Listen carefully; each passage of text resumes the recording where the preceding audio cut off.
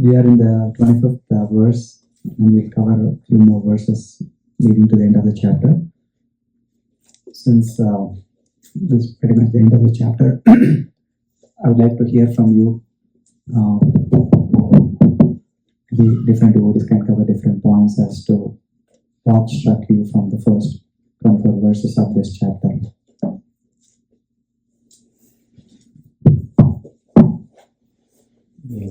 I can. Yeah. I thought you were the teacher. So, I'm not trying to evaluate you, I'm trying to evaluate Achyuta Chaitanya. So it's your time to save your teacher's honor. Any points that you remember from the first 24 verses? Well, again, it can be in any order. What points, major points Krishna has been covering? Last class he was mentioning about the four kinds of people who approach the Supreme. Yeah, that's one of the key points. The pious, the distress, the desire of wealth, the inquisitive, and one who is searching for knowledge of the absolute. Right. So, and he was actually going to the details of that, as in how in the other three were in the distress of desire of wealth and inquisitive state, and they may approach, but it generally is short-lived. They'll approach, but generally when that situation passes, then they may not continue. So that's something that's nice point. One time Krishna Maharaj gave initiation to a bunch of devotees, and at the end he says, let's see how many of you stick around. So yeah, that happens. Is any other points?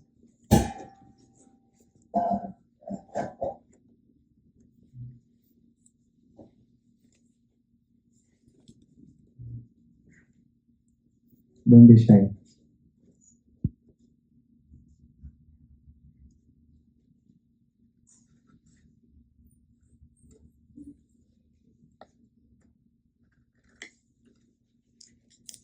I think in this one point in this chapter, I think there's nothing beyond Krishna.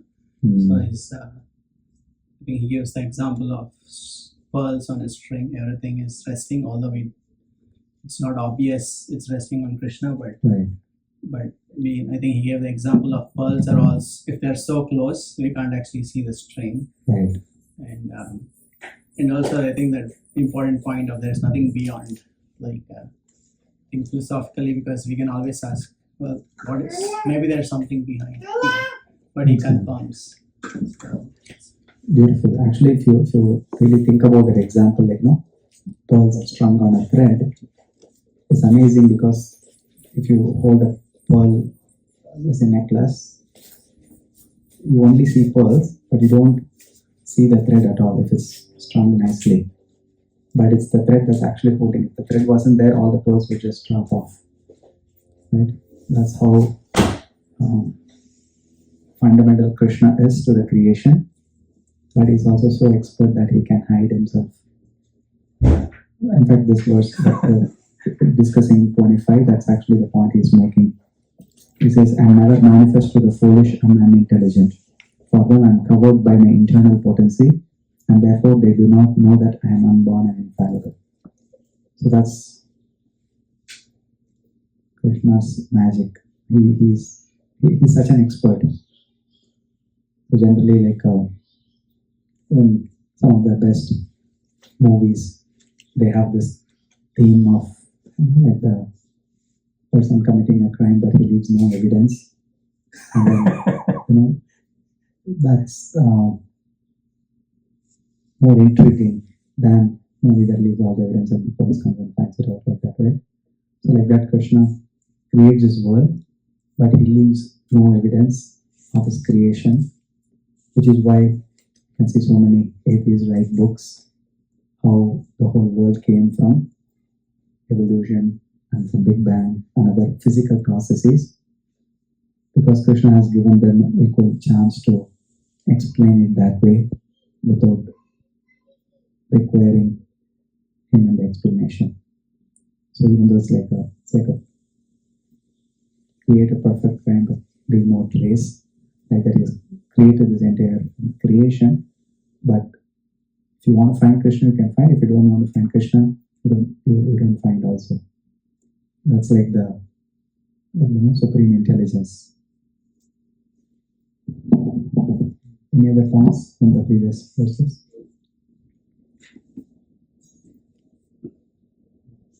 Also, I think in this chapter he also stresses the rarity of being a devotee. So he mentions how after many thousands and thousands of births one comes to this process, and so such a devotee is actually very, very rare. Right. One who understands that Krishna is everything. So that's also something I think we should remember all the time when dealing with devotees also. Right. Even if you don't agree with them. Especially if you don't agree with them, right? We need to remember that. Such a rare person. Yeah, we take it for granted. So I'm going to call out by name. So, your name? My name is Anand. Anand. Remember any points? I actually didn't attend the Just previous came back from classes. India. Okay, okay, that's fine. Mati, your name? My name is Pinky. Today all are It's the same thing. I haven't attended the session for the last few months. Okay. Okay. Yeah. My name is Namra, and I also haven't attended the last. Looks like I've been invited for a special session.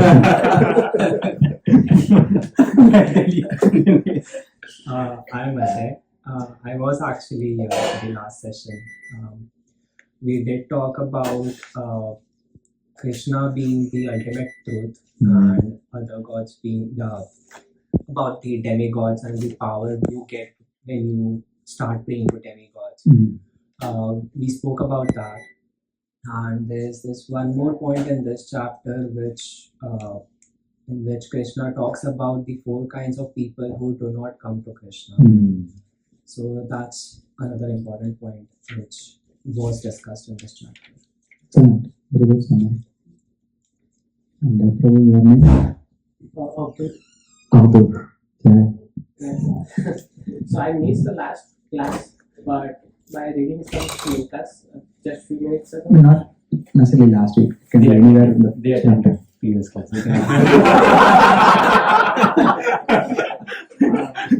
I'm sure your wife called them in or what? Emergency. The thing that I like, whatever when we discuss about any person, like in a social setting, we discuss about those persons who have 6 kind of opulences, like a wealth, fame, power. I forgot the other thing, but so all those things are coming from the Krishna. But I really like it. Yes, yeah. Knowledge, beauty, renunciation. Those are the other 3. Yeah. Wonderful. Prabhuji, your name? My name is Don. Don. Yeah, and I also missed a few months, Okay. maybe 4 months of this. Okay. No problem. But I was just reading about like the procreation part of it, like how like parents should have sex just only to make the children and not for So I don't know how it translates into like today and how how people are managing that part. So I just thought, yeah, that was just a question I had. Yes. And the other thing I really like about when Krishna mentions that whenever if there is an excellence, that's where that God Krishna lies. Like when we see beautiful sunrise, sunset, Right. if you are playing any sport, whenever someone has shown a great skill, whenever there is like best of the best, that's when Krishna lies. Right. So it ultimately leads to perform our best duty. When we are at our best, it's driven by God Krishna. Wonderful point. Yeah, he says, I'm the taste of water, the ability in man, fragrance of the earth, and very nice points like that. Okay. And who just came over there? Still coming? Talking the song. Yeah, for the maybe okay, a little bit we can sit in a circle since we're not a lot of people. So yeah, for the benefit of those that missed the last few sessions, so this Bhagavad Gita has 18 chapters, and this can divide into 666. First 6 are mainly focusing on Karma Yoga. The last 6 focus on Jnana Yoga. The middle 6 focus on Bhakti Yoga. That's why this is like a super important chapter. And Krishna begins this chapter by saying that now I'll teach everything you need to know. Knowing this, there is nothing further that shall remain to be known. When somebody writes a book, nobody can say that if you read this book, you don't have to read any other book. Right? Practically, that's what Krishna is saying. If you just know this knowledge, you don't have anything else to know. So that's like pretty bold statement, right? So that's why Krishna is explaining everything, and you can see his expertise in his description. Just like when many of you may know this past, Vamanadev, where Krishna appeared as a dwarf Brahmana and begged Bali Maharaj at the sacrifice. He just asked, Bali Maharaj asked him, what do you want? Like a small, cute Brahmana. I just want like 3 steps of land. He said, why so little? Anybody that comes to me, they should never have to ask anything else from anybody else. So just ask for more.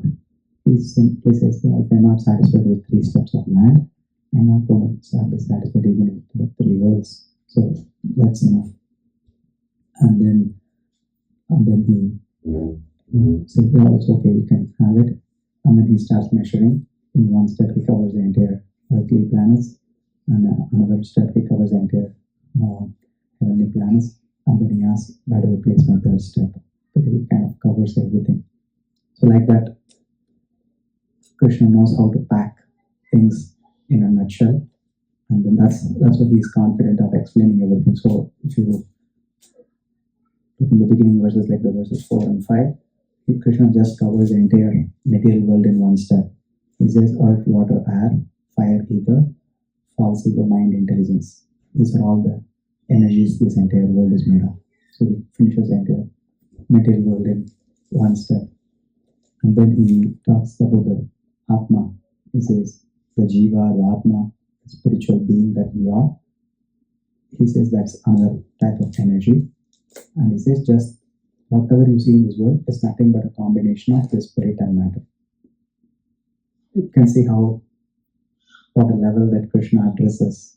So he covered pretty much the entire thing in existence. It says there's only whatever you see is a manifestation of these 8 elements, the gross elements, 5 gross elements and 3 subtle elements, and the spirit that's powering that.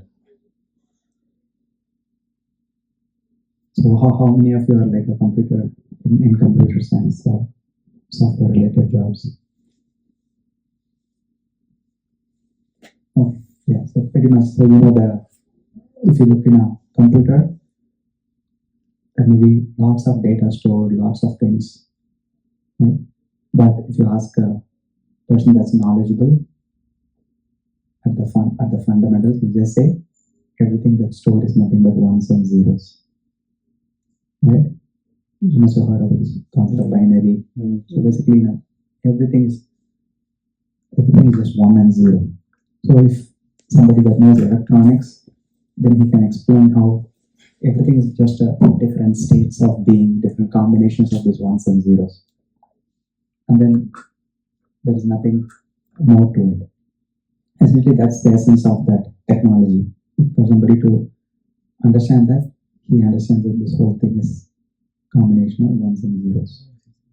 Like that. So this way, what Krishna is helping us to see this world as, see all the matter around us as 0. Right? That's a whole bunch of zeros around us. And then all the spirit souls as 1s. Right? So this whole world is just a bunch of 1s moving around a bunch of zeros and then claiming that, oh, this is my 0, this is my 0, this, I like this 0, I don't like this 0, I hate this 0. That's what we are doing basically. So all the interactions, everything, Krishna says, there's nothing more than this. He says if the whole creation is made of this just ones and zeros, basically spirit and matter. So if you understand the nature of matter, then you don't have to know all the details of the matter. You can, at a high level, you know what it's capable of. For example, if you know that the matter is temporary, then you wouldn't expect a particular thing to be permanent. For example, let's say if I like this stand very much, then I'm attached to the stand. I don't want to leave the stand, but I know it's matter. So one day or other it's going to break apart. It's not going to be eternal. So that frees me from the need to expect that it has to have eternity. But because of not knowing the nature of matter, we hang on to material things and then expect eternity out of them. And that's going to frustrate us. That's in different form. Right? So like that, Krishna is saying similarly we are like the spiritual beings, so we are the ones, we're never going to be satisfied with the zeros. But that's all we are still trying to do. We forget that we are a spiritual being and then we try to find happiness in matter. So that's how the details manifest in different forms. What you like and what somebody else likes may be different. But the idea, Krishna, because he has to give this entire knowledge in few verses. So that's the level at which he speaks. So if you know these things, Krishna says there's nothing else to be known. So the entire matter is just one category and he defines what it can do and what it cannot do. And then he also says why people don't know this, because they are like covered by the very matter. Even though the spiritual being is so powerful, it's part of Krishna, but matter is also coming, it's also an energy of Krishna. So it covers the living being, so that the living being is identifying with the matter and struggling with the matter. That's pretty much summarizes all our life. The details may be different, where you work, how you look, where you live. All these details are different. But the fundamental way to look at everything is this spirit soul is hankering for all the adventure and happiness and joy and peace and satisfaction, everything, but in a material environment. And because of that, it's never going to make it. So Krishna knows that, and that's what he's trying to communicate to us in these chapters.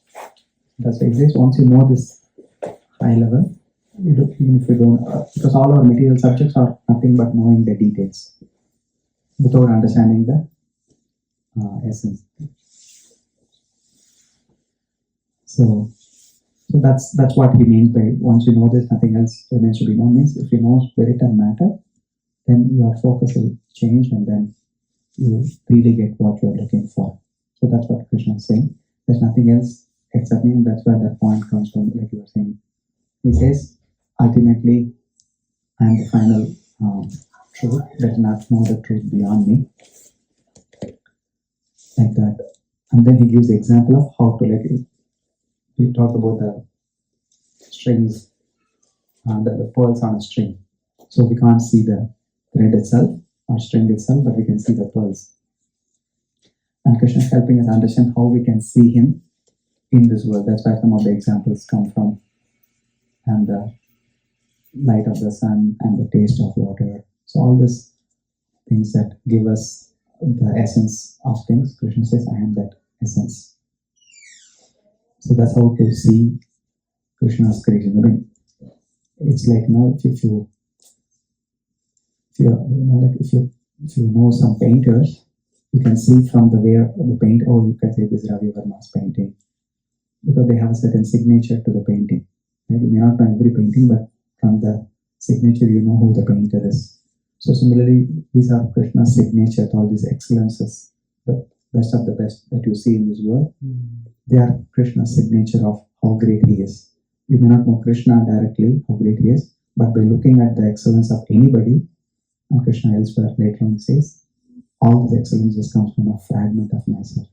So if just a small fragment of Krishna is so powerful and beautiful and rich and opulent and all that, then we can get an idea of how great Krishna is.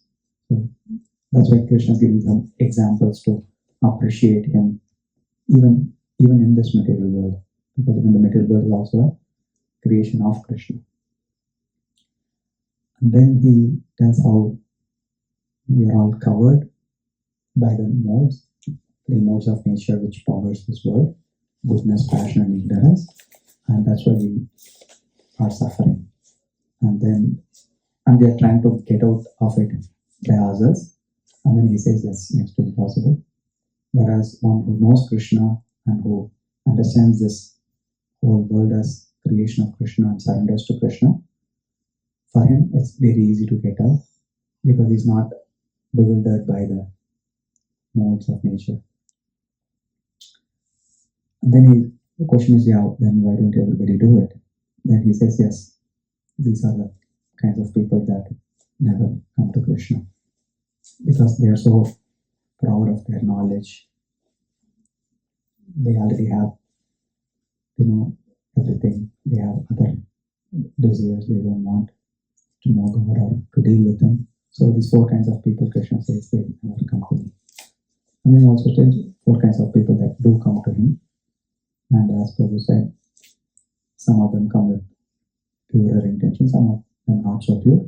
But still it's better to go to Krishna, whatever your intention is.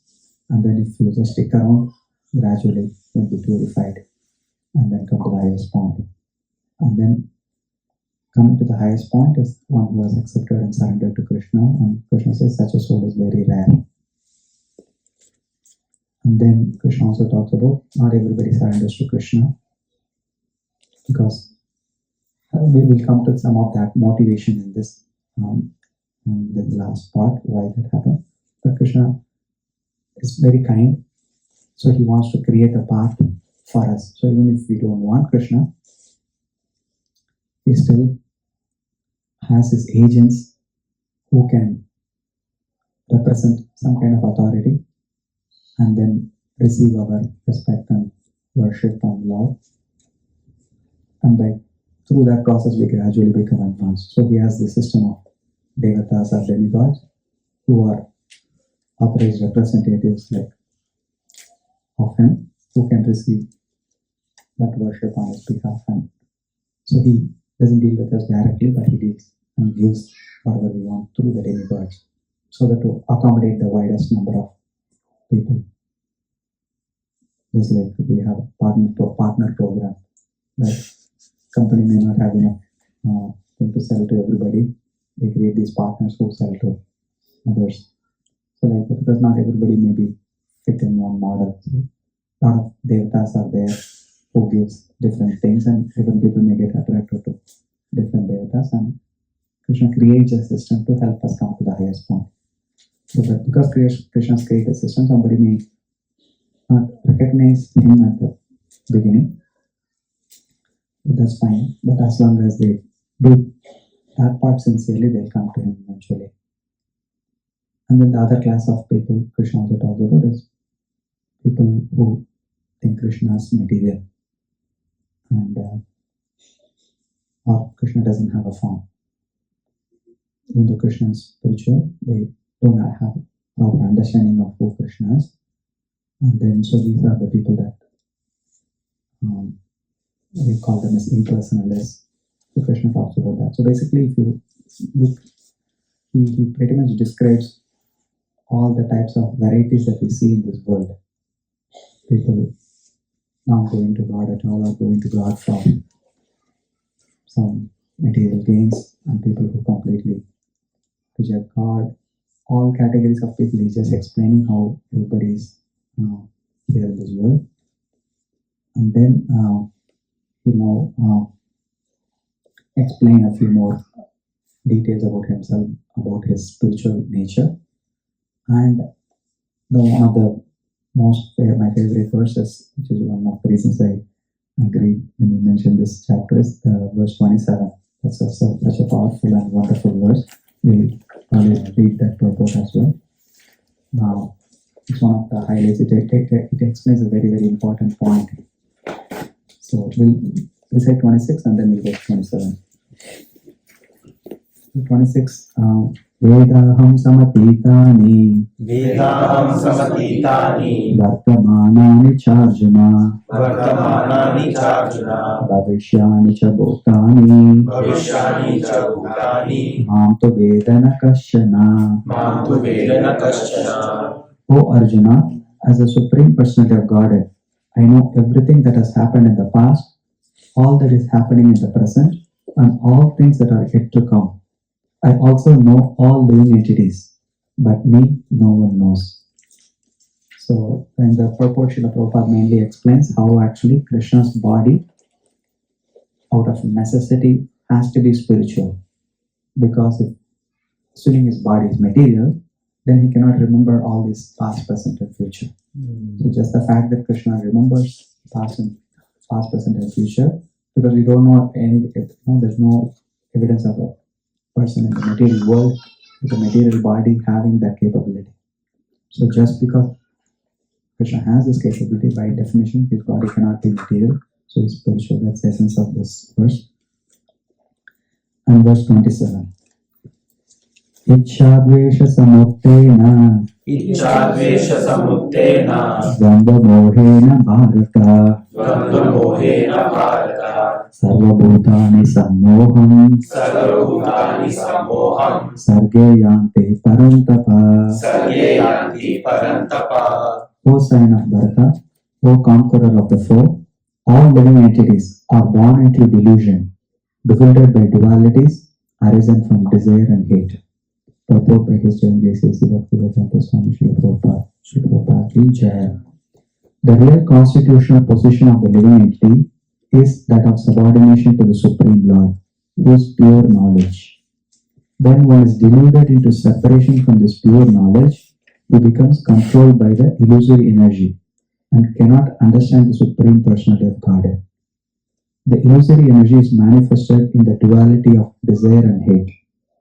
Due to desire and hate, the ignorant person wants to become one with the Supreme Lord and envies Krishna as the Supreme Personality of Godhead. Pure devotees who are not deluded or contaminated by desire and hate can understand that Lord Shri Krishna appears by his internal potencies, but those who are deluded by duality and nations think that the Supreme Personality of Godhead is created by material energies. This is their misfortune. Such deluded persons symptomatically dwell in dualities of dishonor and honor, misery and happiness, woman and man, good and bad, pleasure and pain, etc., thinking, this is my wife, this is my house, I am the master of this house, I am the husband of this wife. These are the dualities of delusion. Those who are so deluded by dualities are completely foolish and therefore cannot understand the Supreme Personality of Godhead.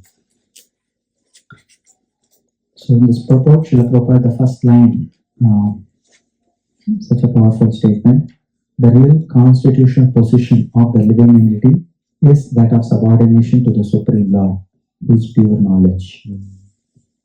So what is this constitutional position?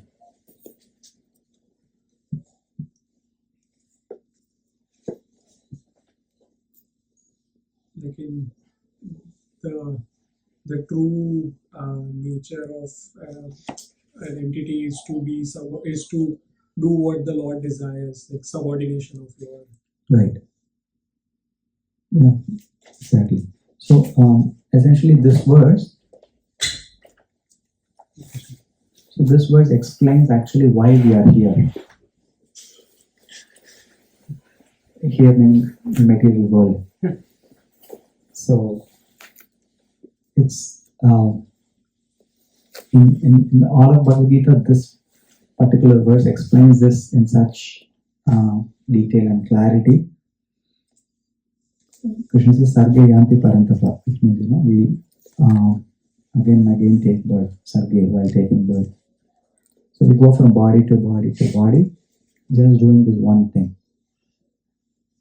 So Krishna explains the psychology behind it. Like some of these thriller films, especially the psycho thriller, right? This guy keeps killing, and then police keeps finding, so slowly they come to it and that family. There'll be a backstory for this guy, why he became a psycho, why he kills in a particular way. Sometimes it's very, a very cruel way, but there's a backstory for them why that psychology is there, right? And then you'll see, oh, that's why this guy acts in a certain way, in a very unique pattern. So like that, we all have this fundamental problem, which is this desire and hate towards the Supreme Lord. That's why we are here. That's why Krishna is explaining. We'll elaborate on this, because once we understand this point, it's very, very, it changes our perspective of spiritual life a lot. So, this 7th chapter, as you can see, in a sense, it explains the mind of God. I think it's Einstein that once said, I want to know the mind of God, everything else is details. Right? So, essentially, the whole Bhagavad Gita, for that matter, is nothing but a design document for this world. Right? We all, before we write software, we write design documents to explain what I'm going to do, how I'm going to do, how it's going to work, and how to use it, and all that. So it's essentially the design document of Krishna. That's why it has all this explanation of how different things work in this world. So, there are different verses that contribute to this knowledge, but the idea of this real constitutional position of the living entity, it means that the constitutional position means that we're talking about the ones and zeros, right, in this world. Now, if we are spiritual beings, the question is, why are we in this world? If this whole world is matter and we are spirit, why are we even here? So, Krishna explains it as the real constitutional position. So basically, why do we even exist? Why we are here is one question. Even before answering that question, or as part of answering the question, you need to know why do we even exist? So that is the explanation that Srila Prabhupada is describing here in the purport based on verses that Krishna mentions elsewhere. The real constitutional position of the living entity is that of subordination to the Supreme Lord. So if you understand the explanation that Prabhupada gives in the verse, it's like the most thrilling movie ever, where we can understand the whole mind of Krishna and our role in it and why we are here and how to get back. It's as simple as that. So Krishna is the supreme spiritual being, and we are his part and parcel. Krishna elsewhere says, Mamai Vangsho Jiva Loke, Jiva Yuta Sanatana. So, why would we even exist? Why would Krishna even want us? Any suggestions, ideas? Because that's what this constitutional position means. Like we are saying, we are servant of Krishna. Why would Krishna need servants? Why would... To exchange roles. Exactly. Does everybody get that? Maybe you can explain a little bit more. Oh, relationship. Yes. You need two people to have a relationship. Exactly. So, even though Krishna has everything, like as Prabhu said, he's Bhagavan, right? He's full of knowledge, wealth, beauty, power, fame, renunciation. But what is he going to do with all that? Like imagine you are alone in an island and nothing else to do. Maybe because of your hectic lifestyle, you might want to be like that for a week or so. But after that, it gets pretty boring, right? Even Jeff Bezos in his, Koru yacht, he's going with his girlfriend, right? He's not going alone. Right? Because you need such a big yacht. You need to share your happiness with somebody.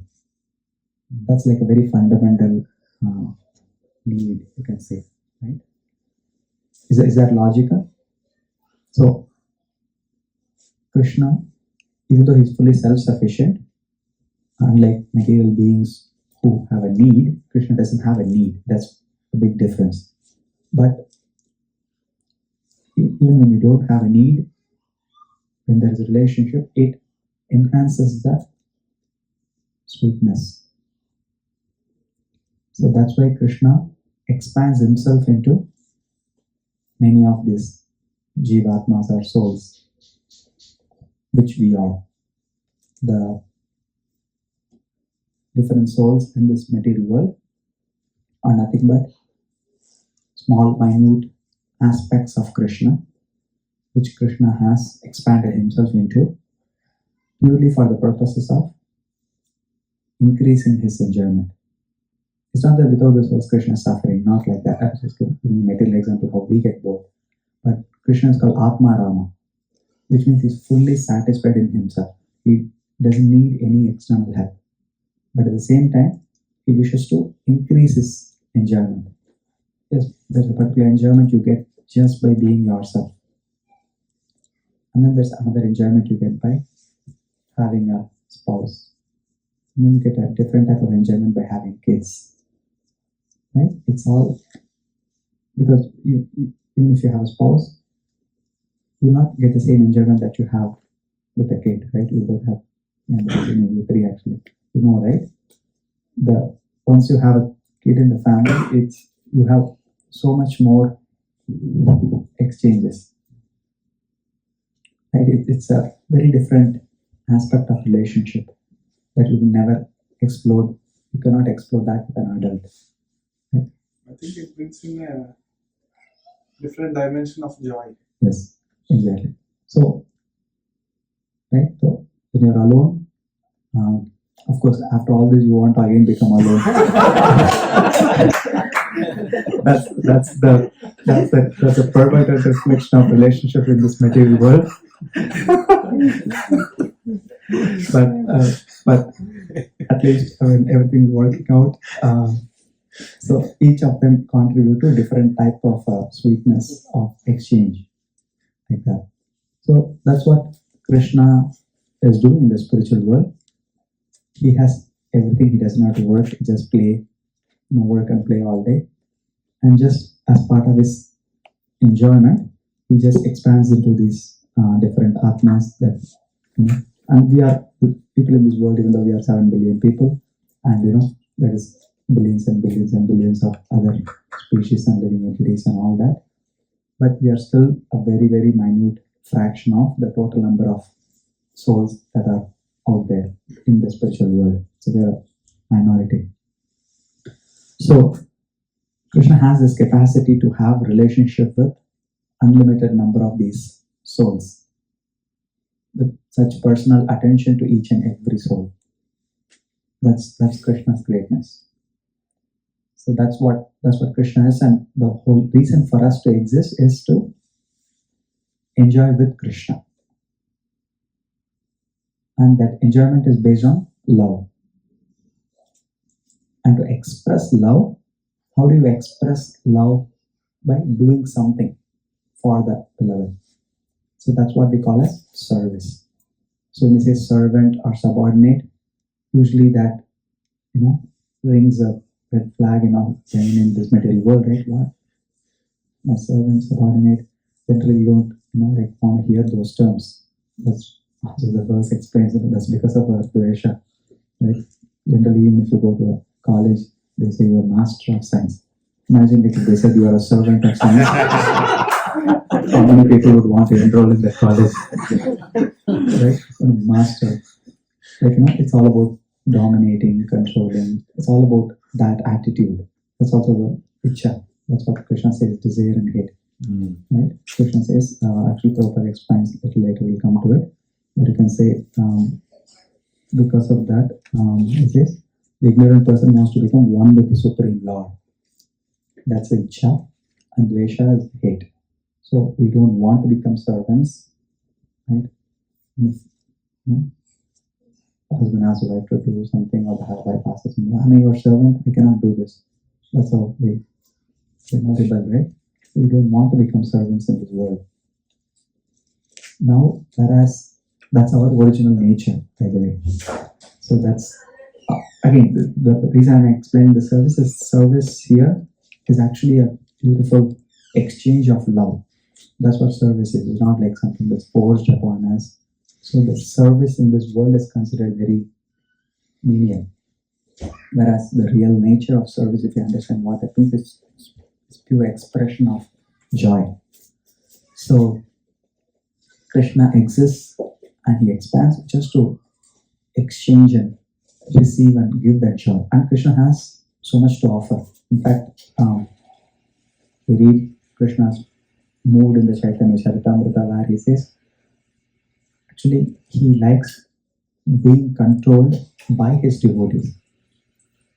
So we may think Krishna is the master, we are all but it's actually the opposite way. Just like, and we can see the example, the daughter loves, of course, Kishore is too young, but when she grows up, she'll start controlling you. Now also. No. Right? So even though he's an adult, you come under the control of your daughter. Right? Again, that's an aspect of that sweetness. Right? It's like you can say no any time of the day, but out of love you don't. You do what she says. If she says don't go to office, don't go to office one day. Right? Like that. You can see how love has the ability to even control. So when you say service, it's all actually pure joy, pure relationship, and out of that, Krishna comes under the control of his devotee, and that is what pleases Krishna even more, because his controlling is his day job. Right? But being controlled by his devotee is what he is looking forward to. So that's the beauty. And being controlled by another adult is different, but being controlled by one of the children is different, right? So even though we are also minute part and parcel of Krishna, we have the capacity to give a particular type of love to Krishna, and Krishna looking forward to that love, and he enjoys us, taking that liberty to play with him, defeat him, or to chastise him, all these things. So these are the pastimes that are exhibited when Mother Yashoda binds Krishna and chases with a stick and all that. These are examples of how Krishna loves being controlled by his devotees. So when we say service, it's not a menial thing that's being deprecated in this world, but it's actually the highest expression of love and joy. That's the service we are talking about. So that's the original constitutional position that's being referred to here, where we exist to give that joy and pleasure to Krishna, and just in doing that, our own pleasure is included. It's not that we have to separately endeavor for our pleasure. That's the beauty of this. And again, everything has a material example. So in this material world, let's say today's Achyuta's birthday, right? Now we all come and celebrate that. Actually, he is the enjoyer of that party, right? We are all essentially serving him on that day, right? Now, but we all serve together to give him the greatest surprise, greatest thing. So, bake a cake and do some decorations and plan a game. Whatever we do, we all work together, but the focus is him. So we are not thinking, what am I going to get out of it? It's about how he is going to be pleased, like that.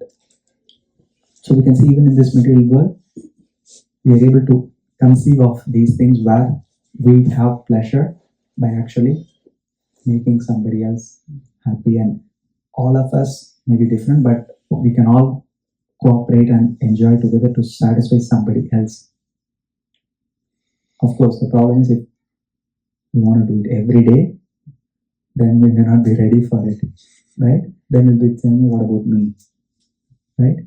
But that's why in material world, everything is there, but in a temporary and in a limited way.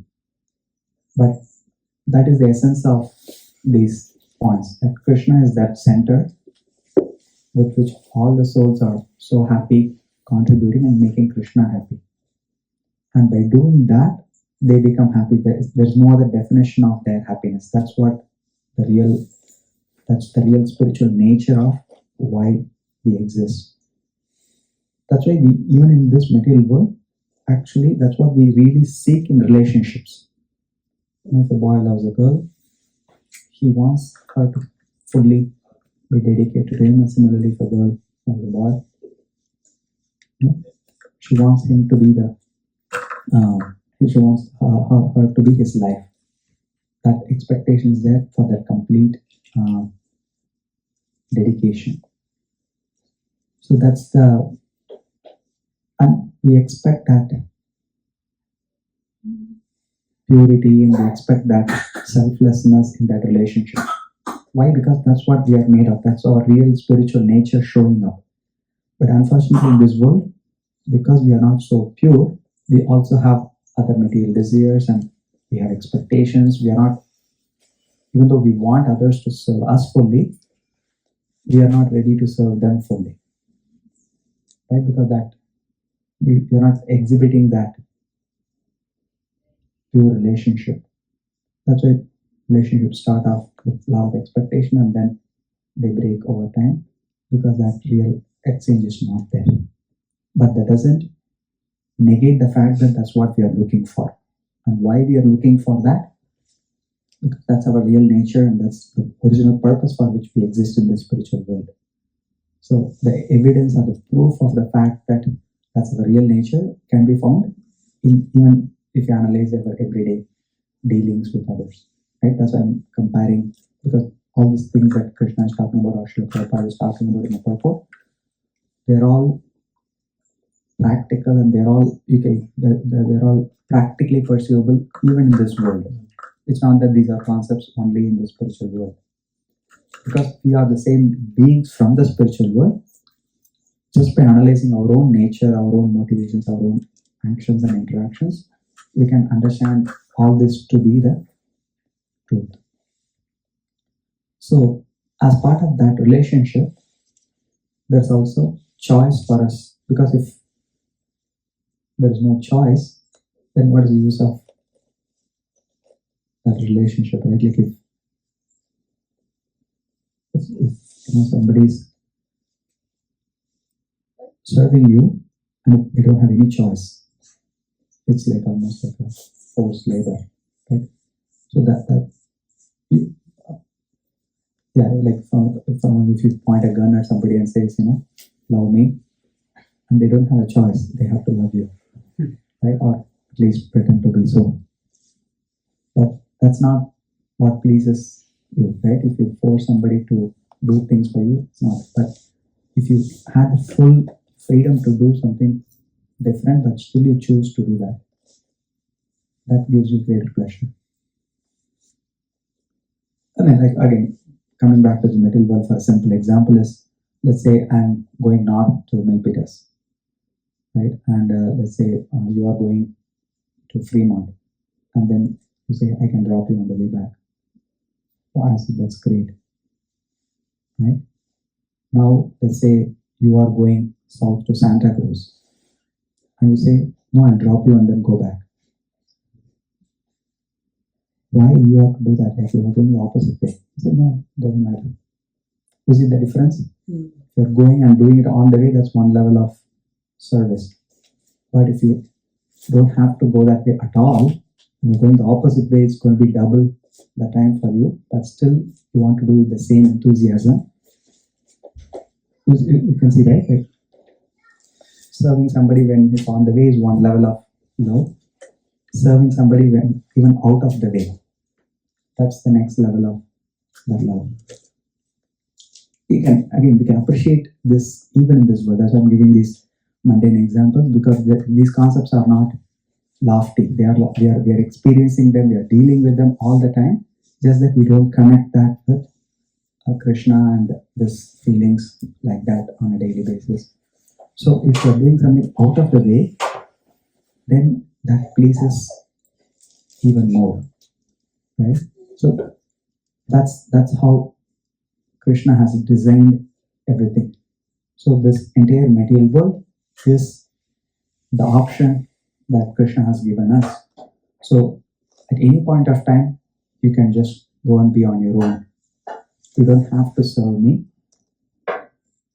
And then, but still we serve Krishna. That means, yeah, we could have done a number of things, like just like even today, right? You all have options to go to so many places, right? On an evening like this, but you're choosing to come here, right? So that is such a glorious thing. When you don't have anything else, coming is one thing. When you have so many other things, but you're still dropping those and prioritizing coming to this Bhagavad Gita class, that's really something. So like that, Krishna wants that relationship only out of love, not out of force. So this entire choice is offered in this form of material world for those who don't want to participate in that sweet relationship. So that's why the choice comes in. That's what we call as free will. So the free will is the choice to serve Krishna or choose not. And when we choose that other option for whatever reason, then this material world is the other option. And because we don't want Krishna, that's why you're choosing this option, right? That's why Krishna hides himself from this world. So that explains why he's the thread, between the pearls, and he's not showing himself. Why? Because if we want to show that that's a spiritual world where he's showing himself, but we don't want. It's not Krishna is like hiding. We don't want Krishna in our lives. We think there's a better life, there's a better way to live without Krishna. That fundamental consciousness, or that fundamental feeling that we have is why we are here. And Krishna doesn't force himself upon us. So this entire world with all its beauties and mountains and oceans and trails and rivers and houses and food and everything. Imagine if Krishna can give this to somebody that doesn't want to serve him. Imagine what is there in the spiritual world. Right? So from Krishna's, he's not like putting you in a dungeon and says that's what you live. There is this highway ads you see. Where do you want to go, heaven or hell? That's how. So it's not like Krishna is not mean God that says, oh, if you don't want it, just like that. No, because obviously he's so intelligent. He wants the choice to be so tempting or attractive. Otherwise, he's not doing a justice also. Right? The choice is so attractive, but because the more attractive the choice is, the more Krishna gets pleased when you don't choose it. Right? You give a crappy alternative, and because of that you are sticking out. Right? And it's not so much fun. Right? So Krishna he knows how to evaluate. So he's just giving this entire thing and then looking at us and saying, what do you want to do now? And then so the reason why I'm bringing that up is our exercising of our free will. Krishna is not forcing us to come here. It's our own individual personal choice that we made some time back, long time back, to entertain a life without Krishna, thinking that will actually bring us more happiness than being with Krishna. Don't ask me why we chose that, but that's the fundamental choice we have taken. And because of that, Krishna covers our knowledge so that, because if we don't want the relationship, Krishna doesn't force us. That's why in the verses we saw, Krishna says, I'm covering myself with my internal energy. And then he covers us with his external energy so that we don't see Krishna in this world. But this entire world is created by Krishna. All the physical, chemical, biological, all phenomena is happening because of Krishna's will. Every atom is designed and controlled and owned by Krishna. But we don't have that awareness or consciousness. That forgetfulness is also Krishna's grace. Because if you remember Krishna, then we'll feel so guilty that, actually it's like, one of my friends got divorced, and as part of that divorce agreement, she said, you cannot live in that house. Why? Because I designed that house. I don't want you to enjoy that house. Even though they could have divided the property in different ways, she specifically asked him for that thing. Because if you don't want me, why do you want my house like that? Right? Because you could, so similarly, if a person divorces and he thinks, this is house, the whole house is going to remind them of their spouse. Right? They don't want that. Right? So they want to forget the fact or move out, so that that place is not reminding them of the fact.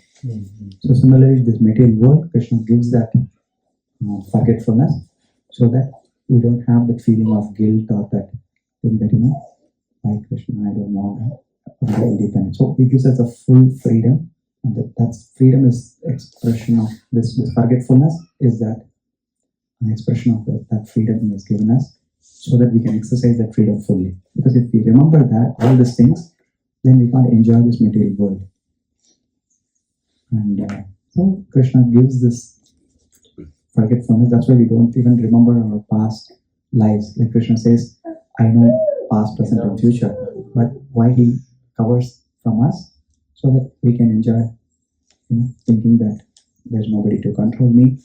I am the Lord of all I serve, and I can do whatever I want. I can get away. Whatever conception of life you have, Krishna has created this world to accommodate that. But doesn't mean that our conceptions are right. It's just our choice to experience life in a certain way that Krishna is accommodating through this material world. And that's a supreme expression of his love for us. Many movies are like, I end up in tragedy when, like when there's a triangle love, it ends up in a tragedy because, this guy doesn't want you, so you go and kill somebody whom you love. But Krishna is not like that. Even if you don't love him, he gives us a full freedom, and he's just patiently awaiting for us to realize all this and come back to him. Krishna says in the Bhagavad Gita, Mata Smriti Jnana Apohanam Chaya, the 15th chapter, he says, from me comes knowledge, remembrance, and forgetfulness. That's why, even though that forgetfulness is so deep within the heart, but the moment we want to know about Krishna, Krishna sends so much help in so many forms, and he's so readily available. It's just like, they say, like, I'm just a message away or a call away. So Krishna is like that. So, you can see how his infinite compassion for us in both ways, both in giving forgetfulness and in giving remembrance.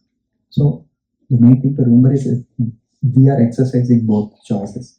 Whether we want Krishna, and even if you want Krishna, how much Krishna we want, everything we are actually in the driver's seat of this relationship. So that's why this verse is very important, because it says, because our desire to enjoy independent of Krishna, we are in this world, and then we try in a particular way and it doesn't quite work out, then we get another chance in another body to try another way. Okay, that doesn't work, third time, fourth time, 10th time. Like that, we have been taking different janmas, that's what's called sargayanti. We just go after body after body after body. Why? We are trying to essentially do two things. One is because of that, you can say we have developed this enmity for Krishna. That enmity shows up as an envy of Krishna. Why Krishna? Why not me? Why should I serve Krishna? Why should Krishna enjoy all the time? Why can't I enjoy? That's where that mood of enjoyer comes in, the mood of master comes in. Because we all want to be masters and not servants. All these are coming from this dvesha against the real enjoyer. And the other part is ichcha, or desire to be like Krishna. So we don't want the real Krishna and we want to imitate him. We want to be the enjoyer. We want to be the center. So that's why we love attention. We love when other people praise us. Right? We have all this disease because that's the conditioned state we are in. We like all these things. So that's, you can say that's actually the disease we are in. That's a diseased condition of life. Because if you're a real spiritually enlivened person, you don't get pleasure from those things. Because in fact, when you can check, Prabhu was praised that you are Lord Vishnu, he would close his ears. No, please don't say like that. Even though he was Vishnu, he had every reason to be called like that. But because since he was in the mood of a servant of the Lord, he was showing us how to not expect name, fame, honor, other things. So he mentioned this famous verse, Trinada Piso Nichena, Tarora Pisa Hishnana, Amanina Manaveni, Kirtane Sadahari. One should be humbler than a straw of grass. One should be more tolerant than a tree. One should not expect any respect for himself, and one should give all respect to others. So these are this is the caliber of spiritual person. That's the platform in which a truly spiritual person operates.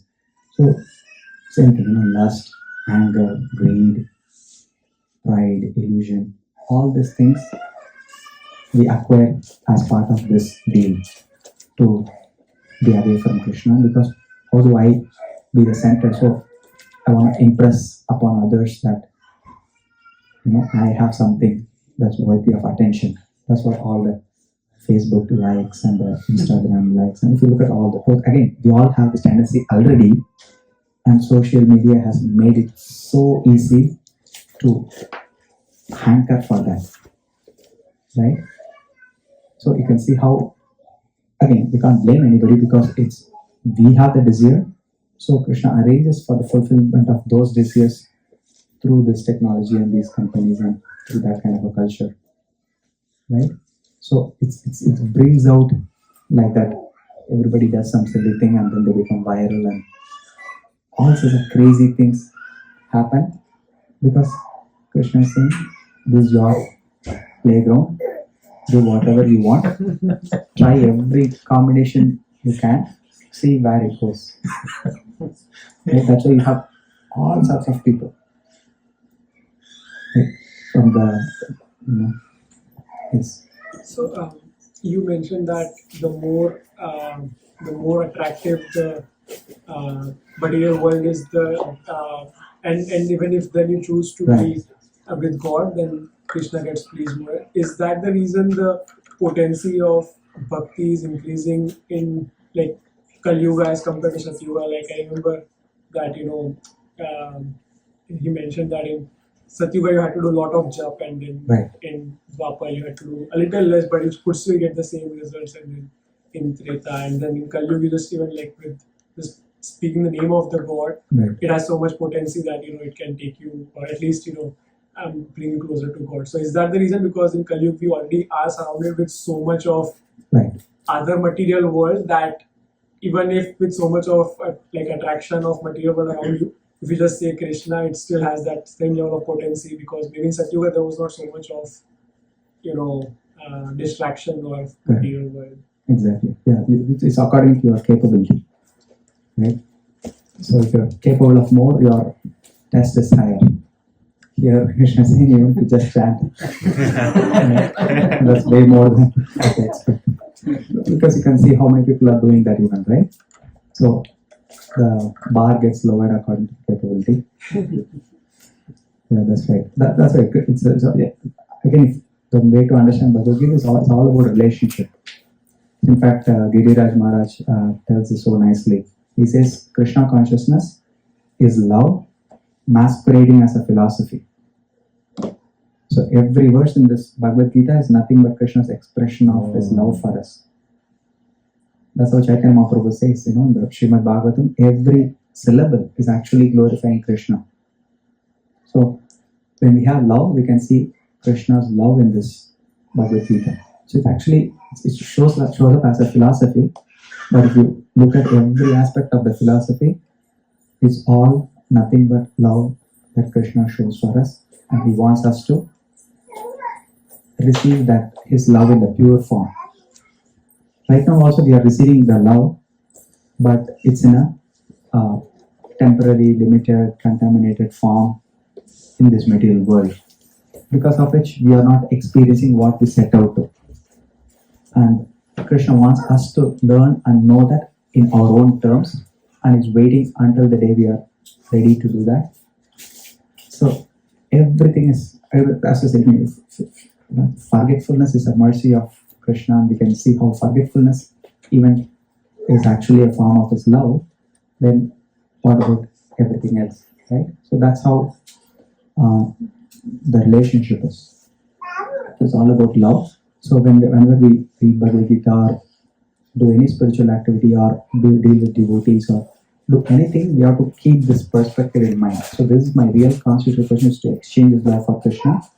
For some foolish reason, I thought there is a better alternative than Krishna, and I'm exploring that in this world. And then now, when things fail and things are frustrating, then we don't get frustrated if you remember this point. Okay, this is my mistake. I own it. No, I have to fix it. So essentially, we take responsibility for our mistakes and relationship in this world. And again, when I say Krishna's love and kindness, the other aspect of that love is he also has mechanisms in this world for us to learn this lesson. Because if you only gave forgetfulness and never did anything for us to get back, that's also not pure form of love. It has to be balanced. Just like sometimes parents, when they want to teach a kid, they give like a timeout, right? So if you don't listen, because there's a tension there.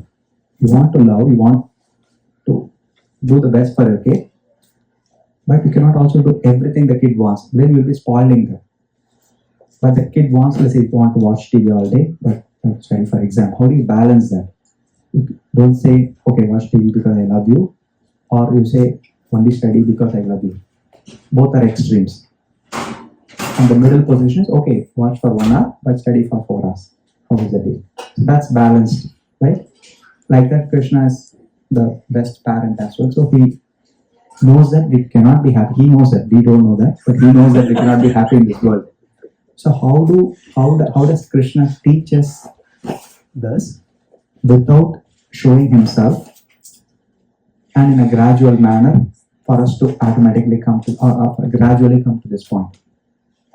That's where the karma comes into picture. Right? For every action, there is a reaction, so that from the feedback system, we learn that there is something that's going on besides me. That's why good things happen to bad people, not because they are bad in this life, but they are experiencing the bad reactions that are left from the previous life. Because if you, let's say for example, if you kill a person, then you have to be killed, and then you kill 2 persons, then you cannot experience the reaction in one life. Because you kill 2 people, so you need to take 2 lives to get the reaction. So all reactions are not delivered in the same life. So there's a backlog. So that backlog is karma. And because that karma is so confusing, that is at least one reason why even people come to Krishna. Because if there is no karma, everything goes your own way, then you don't need Krishna. But Krishna knows that we can't be happy without him. That's why even if the biggest centibillionaires in this world, they are not happy. They have everything, but still, they fight on Twitter and they do all sort of crazy things and they get into trouble and they divorce their wives. And this whole world is that you cannot live with just one person in your home. You can't imagine this, right? Because that's because of the Icha and Dvesha. this original enmity we have for Krishna, we are still carrying it in our own hearts. We haven't gotten rid of it. Because of that, you can expect that we are going to show that to every single person in this world whenever there is a chance. That's why we can easily pick up a quarrel with anybody, because that dvesha is within our heart. Imagine if we cannot get along with Krishna, and that's why we are here, right, to explore other alternatives other than Krishna. Who else do you think we can get along with? Does it make sense? That's why there is so much problems in relationships, because if Krishna is such a perfect person and if that's not good enough for you, imagine what you are going to get out of your spouse or your child or your parent or your boss, right? That's the reality. That's why Krishna, once you read Krishna or the Bhagavad Gita, everything is just black and white. We can recognize the foolishness of our attempt to find happiness in this world and our methodology for finding that happiness. And then that's what surrender means. Surrender means, Krishna, I have surveyed this entire world. There's nothing of value here. So you are the only object worth my attention. So I'm dedicating my life to get out of this world and to experience this love once again. That's what surrender means. Which means we just accept the truth that Krishna says. We don't manufacture our own version of truth, which we have been doing for millions of lives. And just accept, and then whatever happens after accepting, again, that's what the 4 types of people we were discussing, right? At the lower level, people accept God because they want something in this world, right? And the moment, let's say they do a puja to get a visa, and then they don't get the visa, and then they stop the puja. Oh, puja didn't help. That's kind of low level bhakti. Whereas when a person is mature, they understand that yes, even if I do the best, I can still get the worst reaction from my past karma. So I'm just going to tolerate that, but be undeviated in my path. That's what the next verse actually is. Since we're finishing up this chapter, we can read this part. Yesham pantagatam papam jananam punya karmanam te dvandva moha nirmukta bhajante mam dridhavrata. Persons who have acted piously in previous lives and in this life, and whose sinful actions are completely eradicated or freed from the dualities of delusion, and they engage themselves in my service with determination. So that's the reversal of the path. So we are here for Ichcha and Dvesha. We want to become like God, we want to be the center, and we hate the real God and try to move away from things. And then when we recognize that we are actually at fault and solve our problem, then we reverse the course and say, okay, let me follow Krishna, let me do the thing. And then the more we become spiritual, the more our backlog of karma is getting destroyed. And because it's only because of essentially karma is the pressure that forces us to choose non-Krishna options. It's just like if you have a heavy bag, it's going to bog you down in a certain way. You just lighten up the load, so that the more we become spiritual, do devotional activities, heaps and heaps of karma is getting destroyed, and then to the extent we do, it's easier to perform bhakti. We get less distraction the more we do that. That's what Krishna says. When once sinful reactions are eradicated enough, then they can stick to the path. Otherwise, many people take up to the path like us we are saying, but they don't stick to the path. Why? Because they again get distracted from the backlog. So an intelligent person that it tolerates the backlog. Yes, I understand the big picture. Because of my own actions done to others in ignorance, now I am suffering that reaction. Now, at least I found the path. I'm going to stick to this path no matter what. And then tolerate everything that comes so that we don't get distracted. And then the more we get fixed like that, then the more karma gets destroyed, and then the more determination and the strength we have for persevering in this path. So that's the essence of this verse 28. And then the last two verses, Krishna actually summarizes this chapter. Will be the last purport. This one, Jara Marana Mokshaya Mam Ashritya Yatantiye Te Brahma Tadvidu Kritsnam Adhyatmam Karma Chakilam.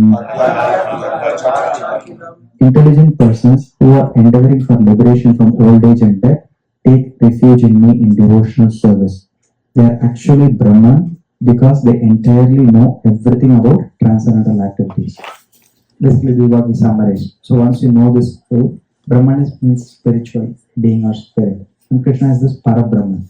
So once we recognize that we are same nature as Krishna, but we are suffering here due to our foolishness, due to our Icha and Dvesha, and our path is to go back, then no more illusion. This is why Krishna says, knowing this, nothing further shall remain to be known. Right? Whatever knowledge we spoke today is all from Krishna's words in the Bhagavad Gita. So that is the ultimate destination. And last word, Sadhibhutadi Daivam Mam Sadhyakyam Cha Evido Gyat Prapayana Kale Chaman Evido Yukta Chetasa. Those in full consciousness of me, who know me, the Supreme Lord, to be the governing principle of material manifestation of the demigods and of all methods of sacrifice, can understand and know me, the Supreme Personality of Godhead, even at the time of death. Like we were talking about demigods earlier, right? So this is why Krishna has a system. So, okay, even though the bhakti is the ultimate, he doesn't even force us to do bhakti. Karma yoga, dhyana yoga, hatha yoga, dhyana yoga, right? So you can, even in coming to Krishna, he has given so much choices. And even in bhakti, because it's like when you've broken your relationship with somebody, it's kind of hard to just go back and patch it up, right? So he has also given other people there. Okay, he wants you to learn to respect authorities, recognize that you are not producing your own food, even though you may have a garden, even if you plant a seed, you are not responsible for the growth of the tree and the production of the fruits and the juice and the flavor in it. Right? So somebody is contributing to that process. So he wants us to recognize these things, because the more we recognize even material phenomena, the more we become aware of the fact that we are not the controller and we are not the owner, and then there is other forces and other beings involved, and then gradually come to Krishna through that process. So that's why Krishna has this so many mechanisms for us to learn and grow through the process. So one of that is the demigods.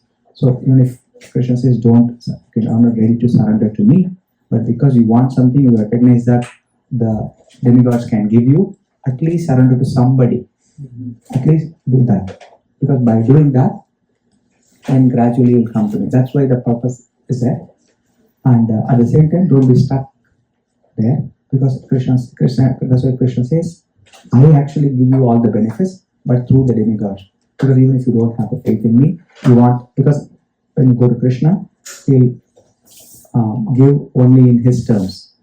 Because if something is not good for us, he may hold off for it. But whereas demigods, they are like duty bound. If you worship in a certain way, they have to give the results.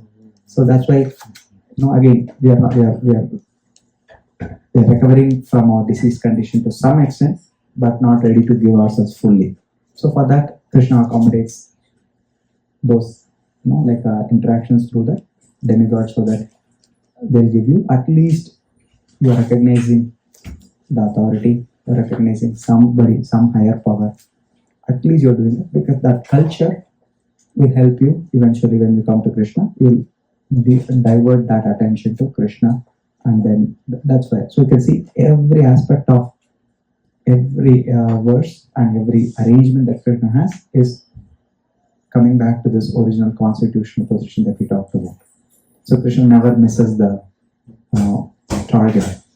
You know, like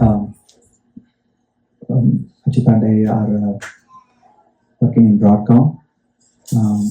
We got acquired. We are in VMware and we got acquired by Broadcom.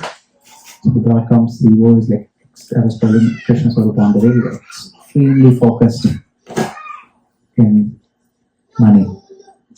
Okay, so extremely. I mean, so we acquired this whatever, like, almost like 14,000 of us made it to the Broadcom. So that is the first meeting after acquisition, all hands meeting. First slide, first figure is the company's revenue. There's no vision, there's no mission, there's no strategy, there's no welcome, nothing. First point, he starts off that entire relationship is Broadcom's revenue is $24 billion, and then builds up from there. And so many, he's extremely focused on this one thing: what is the profit? And so many things they cut in the company. He says, we'll give you money, you do whatever you want with it. Don't ask us for snacks, don't ask us for shuttle, don't ask us for parties and lunch and reimbursement, and travel, nothing. He's extremely focused on just this one goal. And people ask, do you take any type of risk? He says, no, we don't take any risk. We only make money. He's super clear about that target. Right? So like that, Krishna is super clear. Whatever he does in this entire Bhagavad Gita, in entire arrangement, his only aim is how to get us back to the spiritual world and restore us in our constitutional portion and engage in loving relationship with us. So the reason why this is important is because the Vedas are like so vast. Even the Bhagavad Gita itself has so many options we are discussing, right?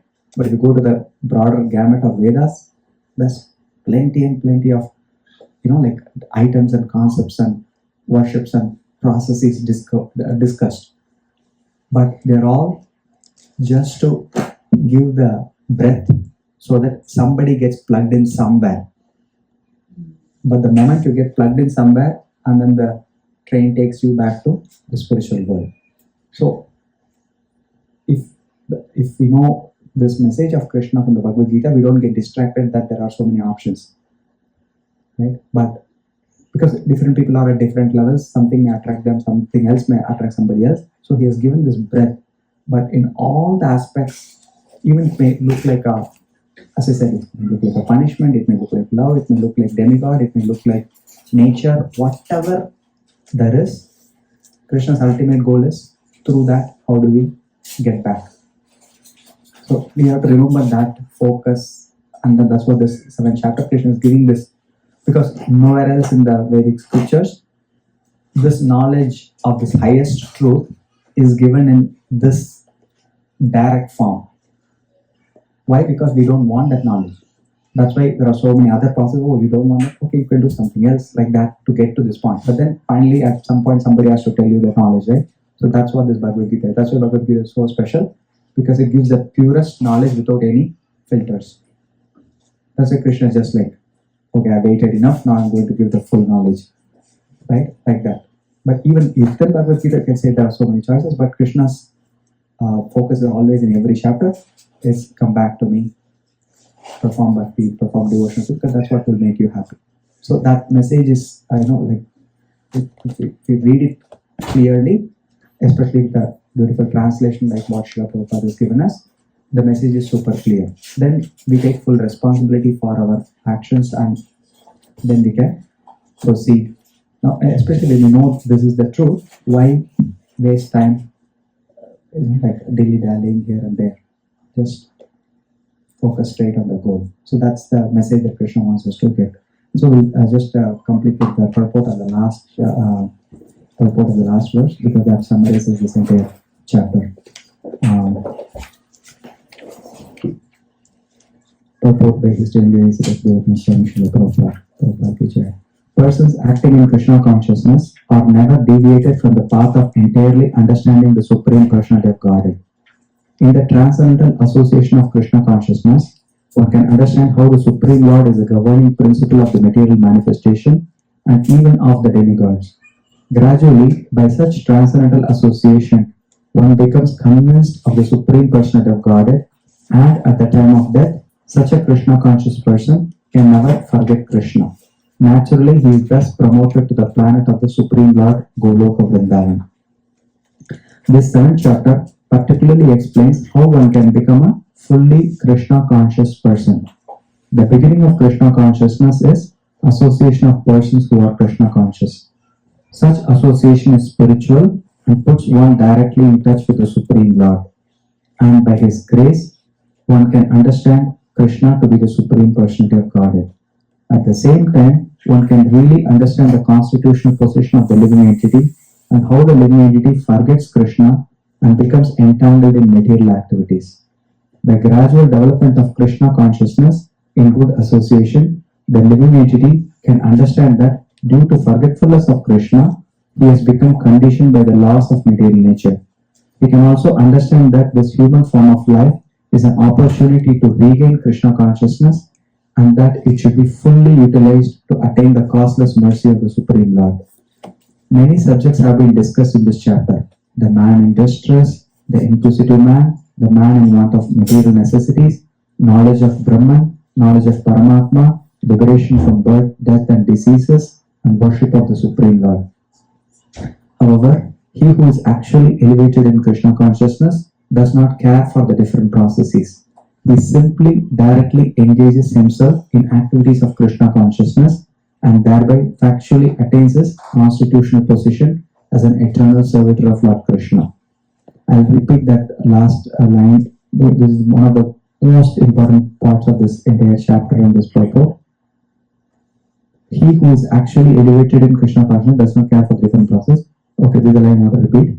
He simply directly engages himself in activities of Krishna consciousness and thereby factually attains his constitutional position as an eternal servant of Lord Krishna. So that's the essence of the message. So we read all these things, we know this is what we need to restore our relationship as a servant of Krishna all. But then what's the action item? While we are still here in this material body where we may not be able to directly see Krishna or do anything in our spiritual thing. Krishna says, forget that even if you have a material body, doesn't matter. Use whatever you have from this point onwards for serving Krishna fully. Don't get deviated in the process. So just by engaging, even in this world, even in this material body, even material things that are in our possession, in service to Krishna, you are actually doing exactly the same thing you will be doing in the spiritual world. Don't wait for your liberation. Don't wait for anything. You can do that right now. Okay? Give everything that you have for Krishna and take pleasure in being a servant.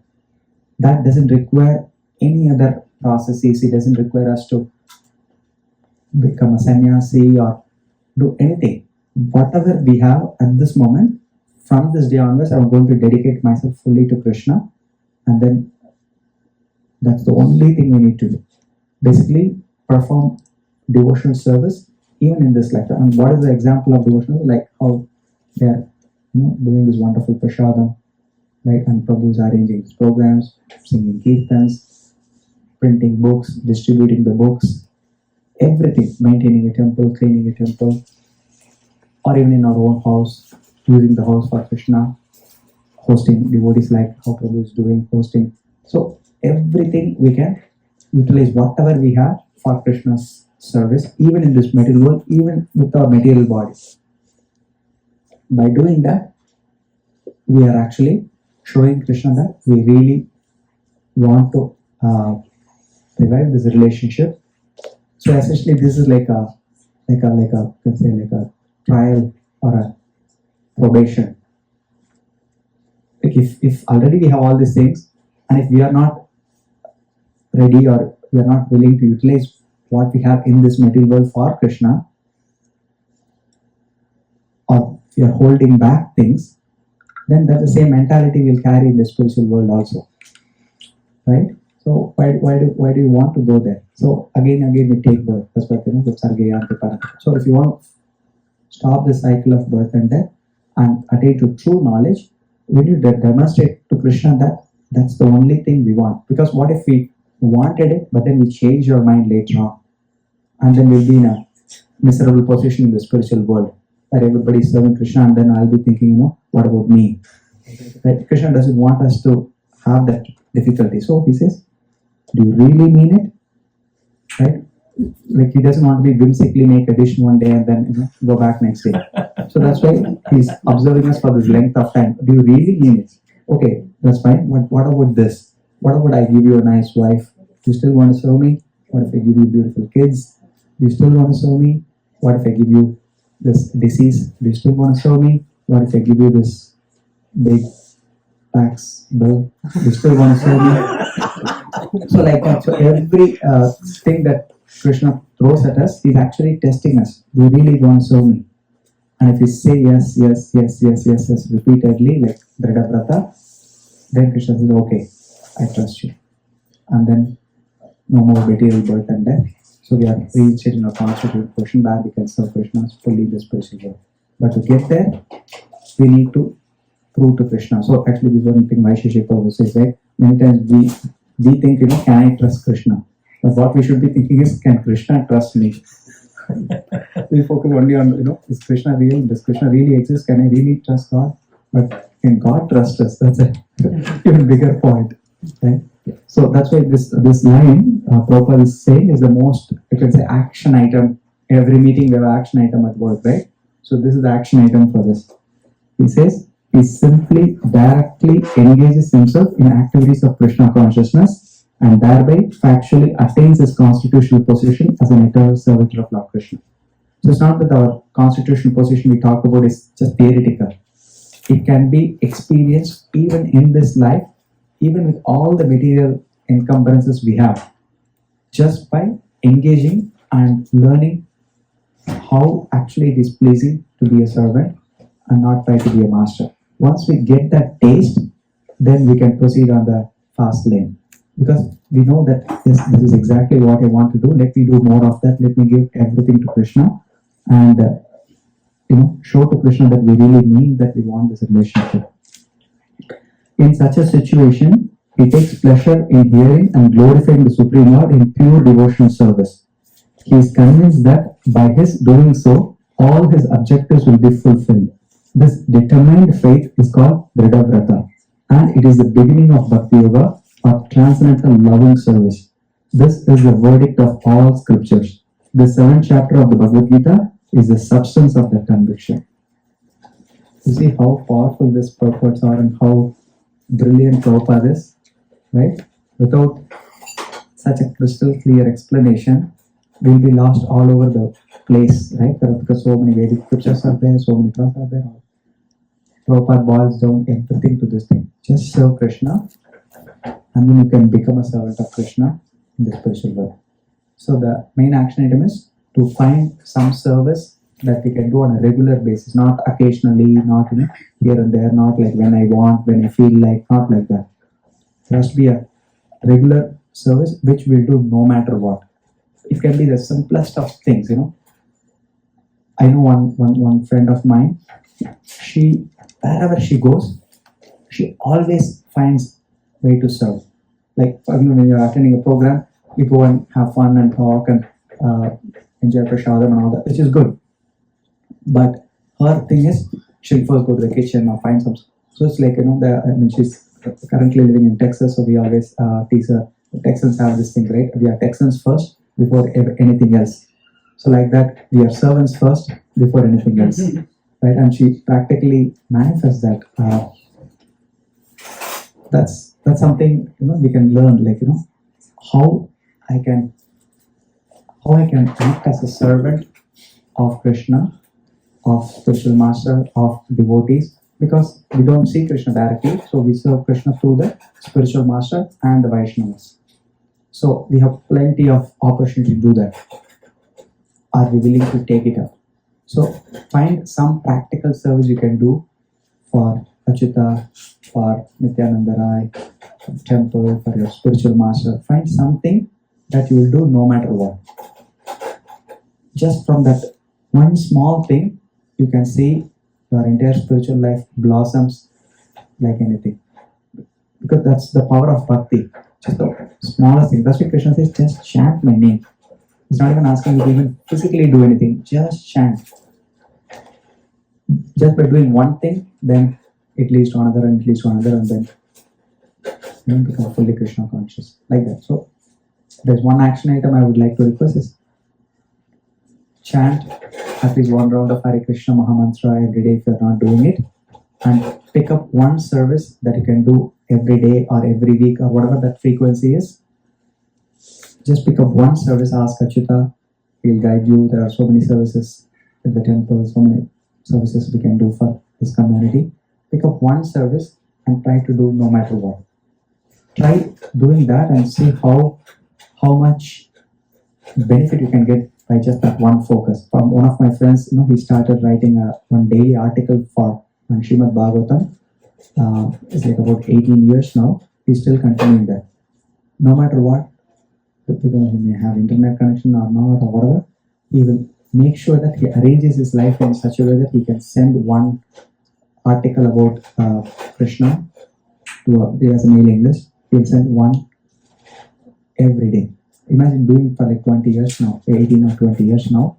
Just that one thing. I mean, he does other things also, but this one thing, doing very, very, very steadily. Like that. It can be the simplest thing, but by starting with that, you gain all this strength that Krishna is talking about. Because in Kali Yuga, because of so much distraction, it's so hard to do anything. So that's why you pick up the one thing and then try to make that as your foundation and then start from there. So again, thank you very much for this wonderful attention that you have given. I can see how you are all so attentive hearers. Thank you so much. It's so encouraging to share Krishna consciousness when there's such an attentive audience. And we'll exchange more during Prasadam. Thank you, Hare Krishna. I would like to thank Govinda Chandru and loudly chanting 3 times. So we'll start the Prasadam now. You can make a line. I just want to say one thing. Like while Prabhu was speaking, I was thinking that we all read Bhagavad Gita, we have been reading purports, but the conviction that Prabhu was speaking, you can understand that one who is living Bhagavad Gita can only speak with that conviction. Radhesham Prabhu was mentioning in one of the Bhagavatam classes that on Saturday he said why we should hear from Srila Prabhupada. There are so many speakers because he has full conviction and that conviction will show when he speaks. So I was just recollecting the point when Prabhu was mentioning the way he was speaking, the way he has served his spiritual master, that conviction he was speaking. So thank you, Prabhu. It was a blessing. Somehow you came, it was so nice. Thank you so much. Thank you. Thank you.